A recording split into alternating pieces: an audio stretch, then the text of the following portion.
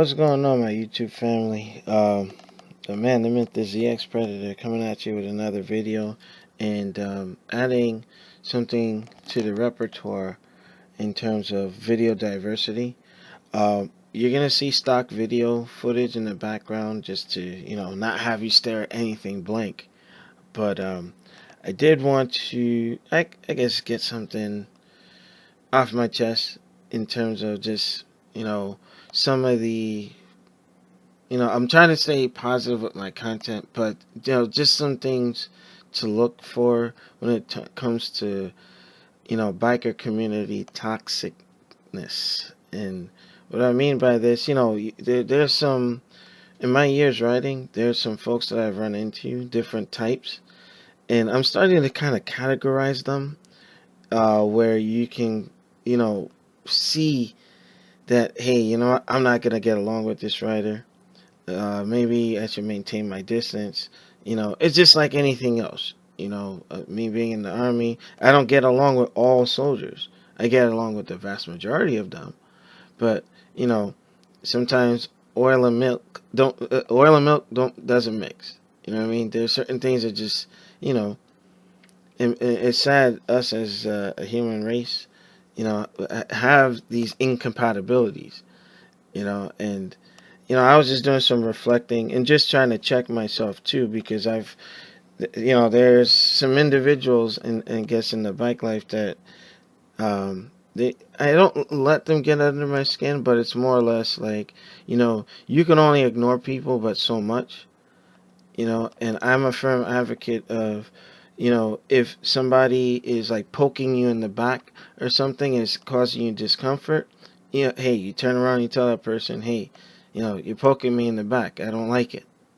And if they have any gumption or respect for you, they should like, all right, I've had people, tell me, hey, Alex, sometimes you make jokes because some folks say I'm funny. And, I make jokes here and there, or, my buddy Ursel on my gaming channel, he and I have a wavelength in terms of jokes. So if somebody doesn't like it, all they have to do is tell me. I've always been that individual where I don't mind being corrected or given some advice. But with that being said, I'm a receptive person, but I don't think others are receptive of me and things I don't like. So I took some time to really sit and kind of categorize some of the things that kind of irk me with certain personality types. So the first category is the reckless writers, the ones that leave nothing to error, where it just unfortunately there are 4 writers within a short window that passed away, and it's not even the official season yet. And considering we're practicing social distancing, and it's getting kind of stir crazy, and we're getting cabin fever and being cooped up for more than 40 plus days, folks are getting antsy out there, and then they're getting reckless. And in this time, like I've always said, I spoke to Night Rider admin and some other folks, just in general, there's a time and a place to open up and do your thing. If you want to do like super hard twisties and getting your lean angles and all that, go to the track. Go to the track. If you want to like really go balls to the wall, and I would just say, hey, if you ride safe, if you speed safe. That's Hollywood's quote from his channel. And if you have like an open highway, it's empty, go for it. Have some fun. Just know the risk that you're taking. And I take them. I'm not a saint. But, the reckless ones that I feel sometimes they push it so much that they ruin the ride for other people. And then it just turns into like, a manhood measuring fest, and it's just who's faster, this and that, blah blah blah. That's just for me, some people get off on that, but me, like, I'm not. I don't know. That just doesn't tickle my fancy any. I know I'm a pretty fast rider. I'm not the fastest, but I'm fast enough. And like Rocky said, it's me against me. I don't care if anybody has anything to say about my riding style or whatever. Just know I always come home. So, yeah, the reckless rider types kind of irk me. But then there's the other type that I've, you know, run into. And I have specific instances where you have the one upper, and I'm pretty sure almost everybody has run into the one upper type, where you know you say you do something or you're able to achieve dragging knee or you hit a certain speed, they'll either tell you you're lying, or they say that oh, well, I did this, well, I did that, and it's like, well, you were just sharing your achievement. And it's odd to me because the one upper, or try to be the Debbie Downer types. I always said psychologically that could be like, hey, you know what? They're trying to down you or one up you because they're not feeling good about themselves on the back end.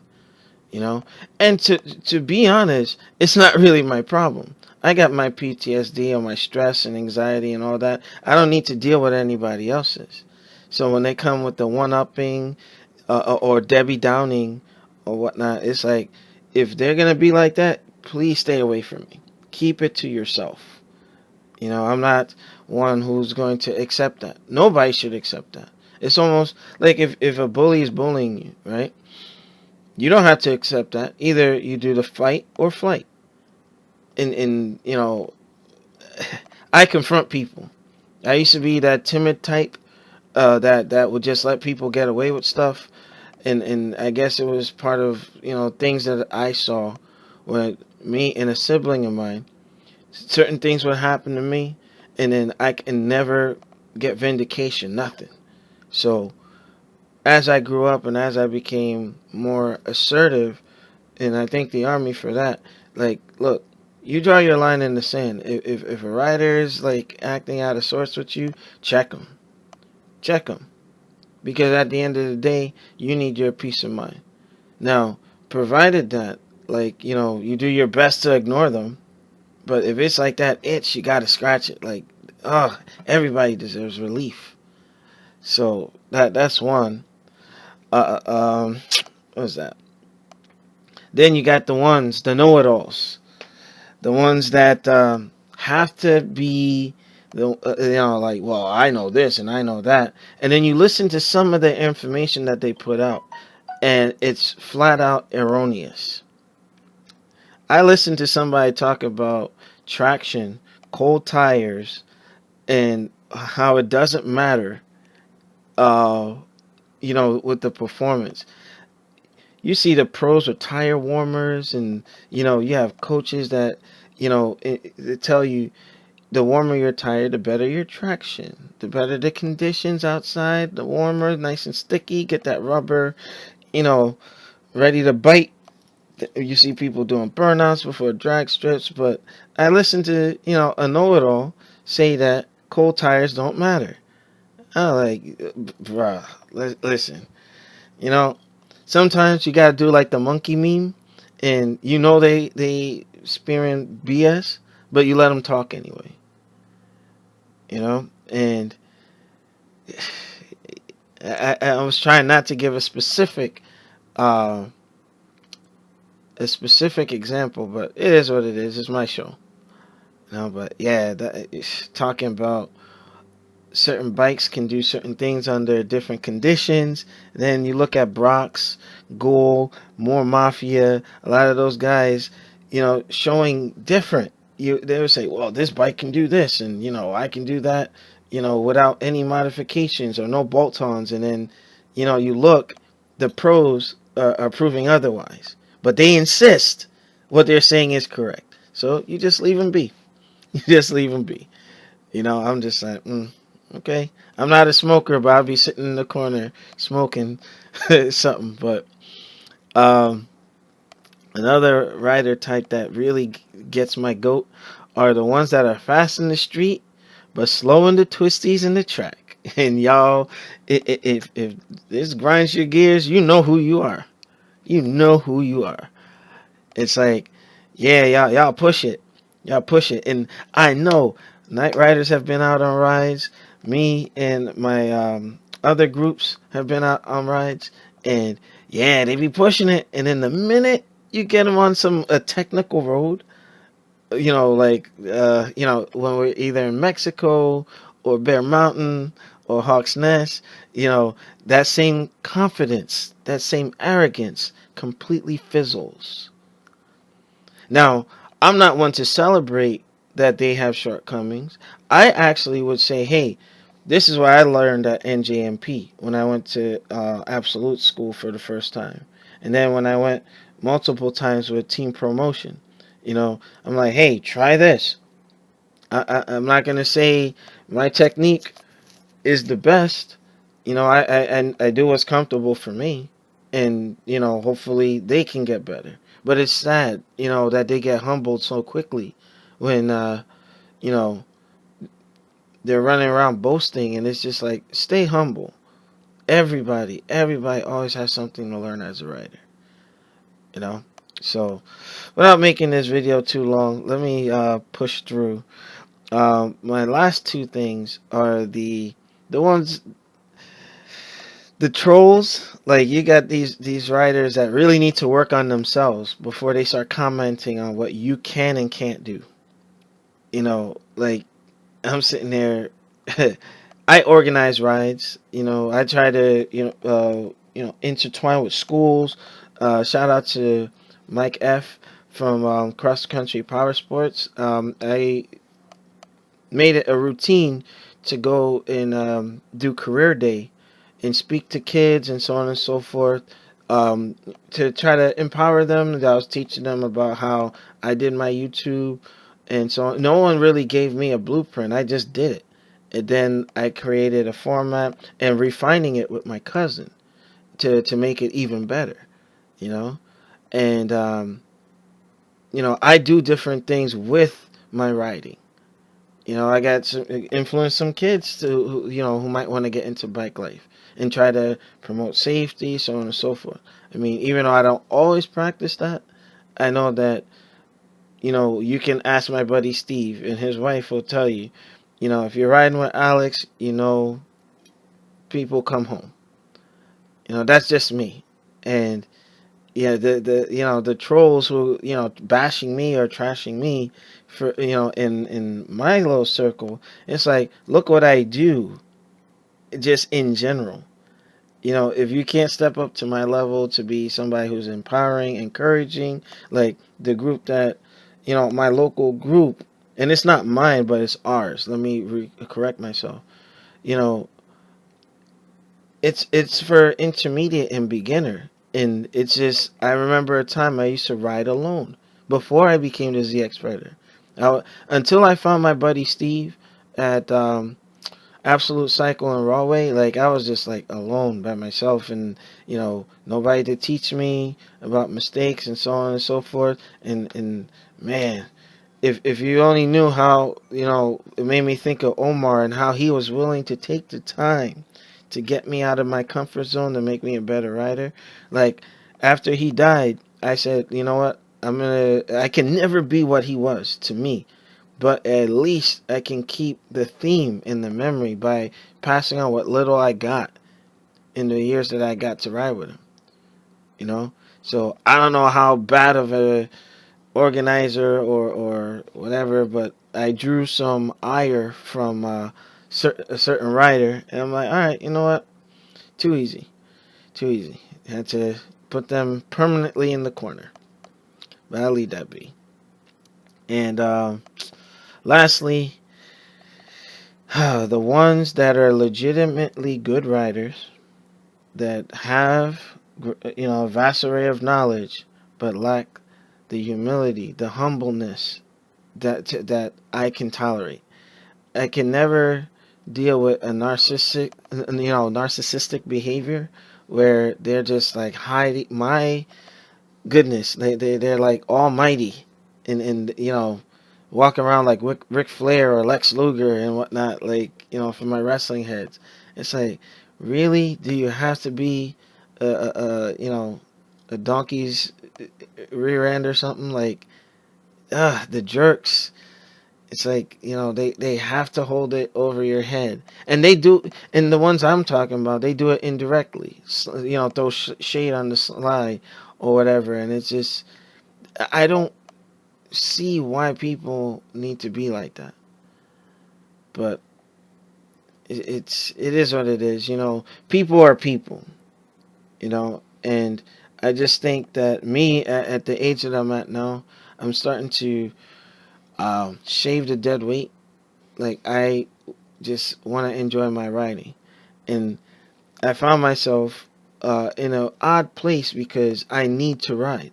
That was my VA counselor had me, you know, get into writing when I had to find a way to dispel all this pent up energy when I didn't properly decompress after leaving Iraq.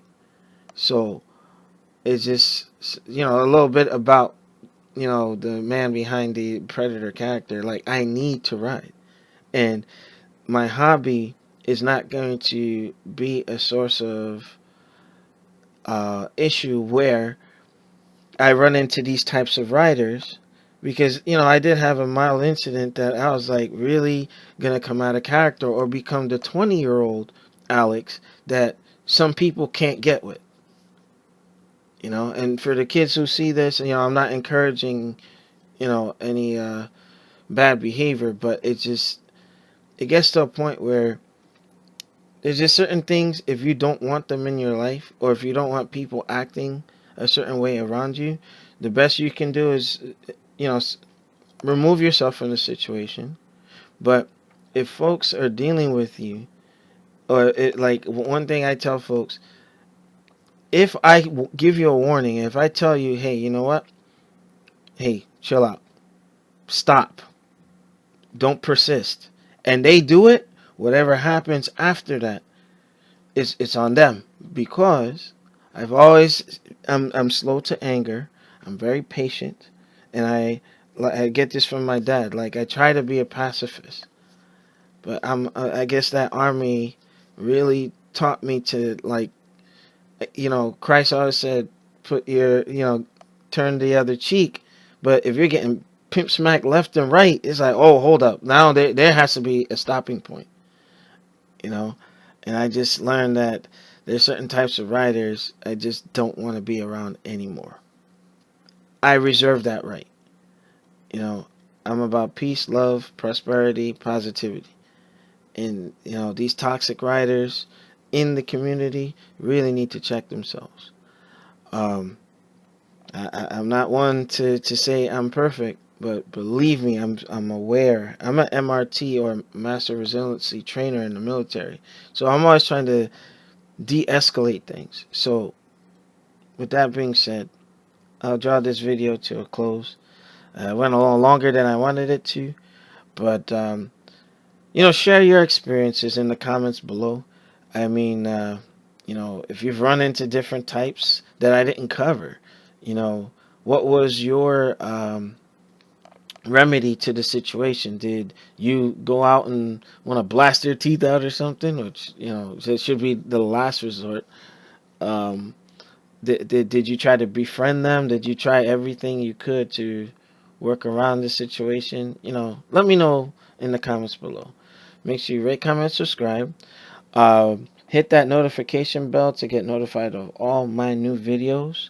And if you share the video, you talk about it to your friends and whatnot, it does wonders for the channel.